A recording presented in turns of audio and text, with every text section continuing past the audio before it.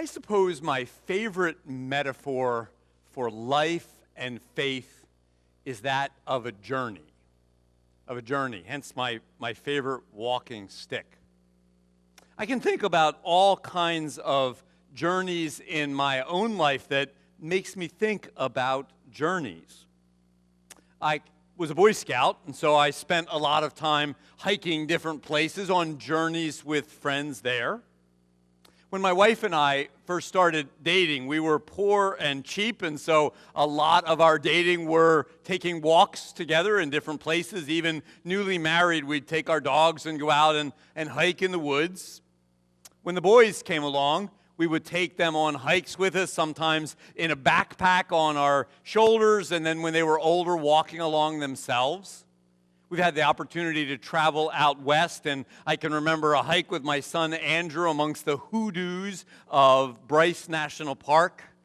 Or I remember a particular conversation in the Grand Canyon National Park with my son Joshua. We had lots of wonderful journeys there. I can think about a journey with my friend Brian when we were in the hills of North Carolina, and both of us at nighttime happened to be looking in the same place at the same time and saw a beautiful shooting star. And I can even think about journeys with Jesus. How many years ago I was at a camp for mentally handicapped adults on a mission trip in Indiana. And my wife called with the news that the second child we were expecting had died in the womb, and how I took a walk on that country road, and I very much felt like Jesus was with me on that journey. We probably all can think about individual journeys and the vast journey of our life, people who have been part of our journey, and Jesus part of our journey as well. I was thinking particularly about journeys because I want to look at a Bible story that is very much about a journey of relationships. It's found in the Gospel of Luke, and in the Gospel of Luke, the first account of Jesus being resurrected is very common. It's a story found in each one of the gospel accounts of women who went to anoint Jesus at the tomb and found it empty and heard an angel's message that he had risen. It's found in all the accounts. But then the second story is unique, as Luke does often contain unique stories in his gospel. And so I want to read this unique journey story from the Gospel of Luke. It's found in the 24th chapter, starting in the 13th verse. Now, on that same day, that same Easter day, that Easter morning, two of them are on a journey. But they're on a journey with each other. They're in relationship with one another. And again, our journeys are so lonely and unprofitable if they're not with someone else. And so the two of them are traveling together. They were going to a village called Emmaus, about 7 miles from Jerusalem.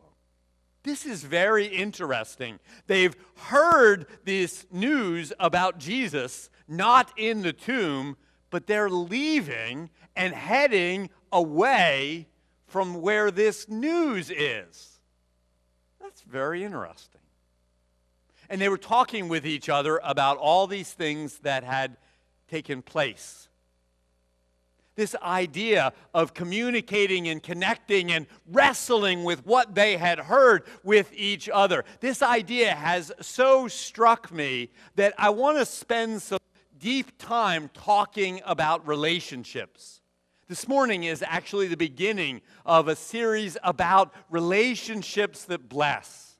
I want to dive deeper into this topic because all of us are in relationships with family and friends, and those relationships matter so much to our journey of life and faith.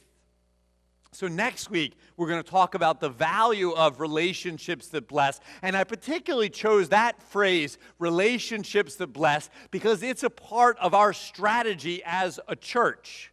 A little bit ago, we said our mission statement, helping people grow with Jesus. But that GROW is an acronym, and it stands for Gather into Church, Relationships that Bless, Observe Faith Practices, and Work for God. And that relationships that bless is so important because that's the heart of a church, of a faith community. This particular church has occupied 3 different buildings. So it isn't the building that makes the church, it's the people in it and the relationships that we have with each other.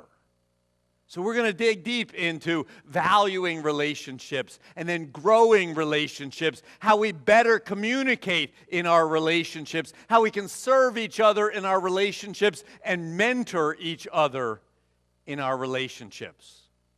We're going to dive deep into this in inspiration from these disciples on their journey. So let's get back to them. So while they were talking and discussing, Jesus himself came near and went with them, but their eyes were kept from recognizing him. We're not quite sure why this is. I have certainly been on many journeys where I was more focused on the road in front of me than looking at my companions, but it says their eyes were kept from recognizing him. This may have been from God, from Jesus, that they were waiting for the right moment for it to be revealed who this is. Or maybe it was because they couldn't possibly believe that Jesus could be alive. Maybe their eyes are kept from recognizing him because they can't conceive that he could be there. For whatever reason, they do not recognize him. And he said to them, "What are you discussing with each other while you walk along?" We talked a little bit about the humor of this particular day. I just find that funny. Jesus going, "So, what are you talking about?" He knows what they're talking about. They stood still looking sad. And then one of them, whose name was Cleopas. Let's pause there for a second. Who? Who? Cleopas? You've never heard of Cleopas before. It's the only time in the whole Bible that he's mentioned. He's not one of the big 12, Peter, James, John, Judah. He's Cleopas? Who is Cleopas? And for that matter, we never hear who the other disciple is ever. Now, some have wondered if this might be Cleopas's wife. Her name was Mary. This idea comes from, actually, the Gospel of John, refers to a woman whose name was Mary, who was married to Clopas, no E in it. Back in the ancient world, they sometimes did misspell names because there was no standardization. So it could be that this is Mary with Cleopas. I tend to think not. I think that because Luke is a very detailed writer, he's very much a historian. Whenever he can include details, he does so to ground Jesus in a historical event. Had it been Mary, I think he would have said it was Cleopas and Mary, or Clopas and Mary. Also, Luke is very pro-woman in a society that was not very much so. Luke goes out of his way to point out the wonderful role that women have as Jesus' disciples. Had it been a woman, I think he would have named it as a woman or as Mary. And I also wonder whether this other disciple is unnamed to leave it vague, to make us wonder, who is this? Is it you? Is it me? Who is this disciple with Cleopas? So Cleopas answered him, "Are you the only stranger in Jerusalem who does not know the things that have taken place in these days?" And he asked them, "What things?" Again, I see some humor in this. Jesus knows exactly what things. "Oh, really? Tell me about it. What things?" And they replied, "The things about Jesus of Nazareth, who was a prophet." Let's pause there for a second.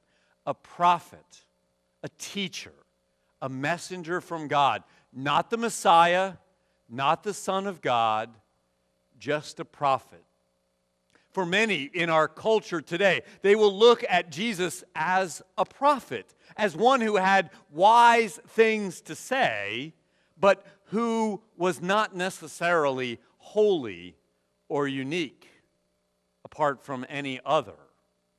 They simply call Jesus a prophet, mighty in deed and word before God and all the people, and how our chief priests and leaders handed him over to be condemned to death and crucified him.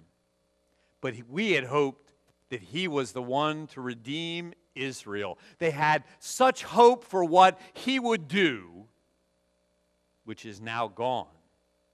Yes, and besides this, it is now the third day since these things took place. Moreover, some women of our group astounded us. They were at the tomb early this morning, and when they did not find his body there, they came back and told us that they had indeed seen a vision of angels who said that he was alive. Some of those who were with us went to the tomb and found it just as the women had said, but they did not see him. They are still wrestling with what has happened and what this is about, and they're traveling away from where these events have taken place, which tells us something about where they're at in their belief.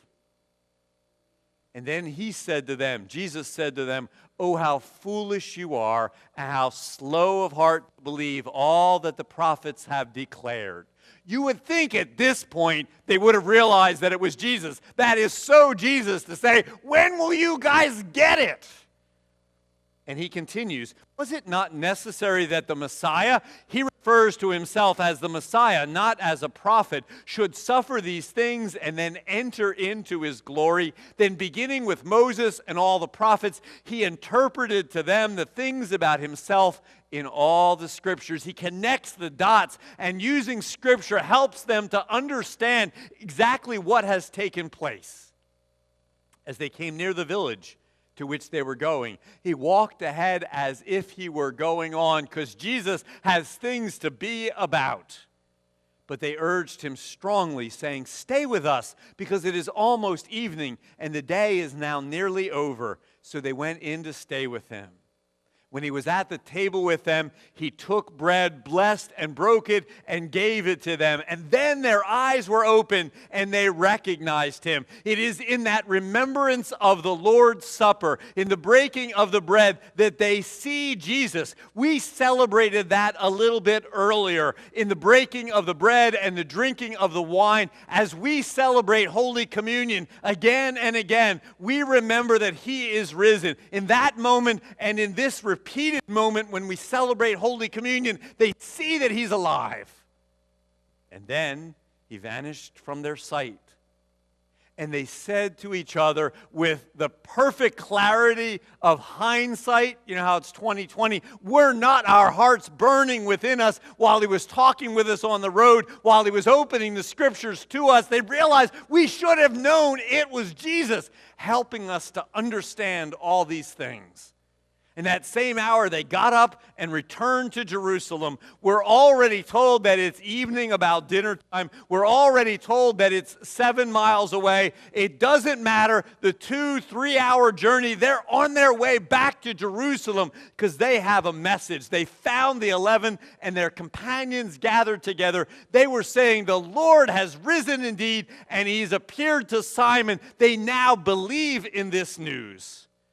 And then they told them what had happened on the road and how he had been made known to them in the breaking of the bread. Again, that reminder of their revelation that Jesus is alive. As I think about this story, I think about our relationships, all of us on the road, on the journey together, and how we can strengthen each other. And how that can strengthen our faith on the journey. My suspicion is that all of our relationships can be deeper. They can be challenging, but they can grow deeper with one another. And my suspicion is that our relationship with Jesus can always grow deeper on the journey.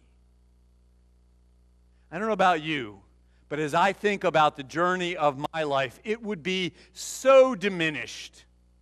It would be so lost without some of the primary relationships of my wife and my sons and my family and my friends and the people in this church to help me and to help each other on our journey. Our relationships can grow, and I hope over the next several weeks we take the opportunity to grow our relationships. I want to issue you an invitation. If you've never been to St. Paul's before, or maybe rarely, then maybe you're here for a reason this morning, to grow in the relationships that God has given you, and to grow in a relationship with Jesus. Like these disciples on a journey, we can all grow.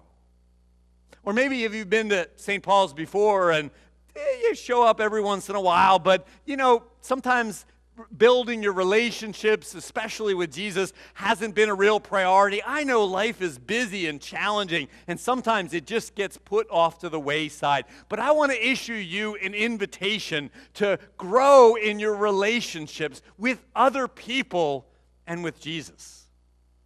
And maybe if that relationship with Jesus is strong and growing, it can still grow deeper. And maybe you can be a mentor. Maybe you can help somebody else along this journey as well. I think we all can be like that unknown disciple on the road, trying to figure it out, strengthening others on the journey with others and Jesus.